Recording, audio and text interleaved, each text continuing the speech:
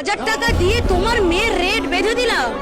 এবার তোমার মেয়েকে তুলে নিয়ে কি জাহাঙ্গীর পিঠে বানাক, বিছানা গরম করুক, কি আমার টিএমসিপির ছেলেরা ফুর্তি করুক, কিছু বলতে পারবে না। 1200 টাকা দিয়েছি না, 1000 টাকা দিয়েছি না। এবার তো এই টিএমসিপি যে মেয়েরা করে, যারা কলেজে টিএমসিপি করছে, তাদেরকে বলছি, এত নিজেদের মানটা এত কমিয়ে দিচ্ছ, নিজেদের দরটা এত নিচে নামিয়ে দিচ্ছ, তাদের মায়েদের বলছি কন্যাশ্রী নিচ্ছ তো, লক্ষ্মী ভান্ডার নিচ্ছ তো, তাহলে কি আছে এখন কাঁদছো কেন?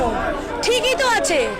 তোমার মেয়ের ইজ্জত নেবার আগে দাম তো তোমাকে তো মূল্য ধরে দিয়ে দিয়েছে, তাহলে কিসের জন্য এত হাহাকার?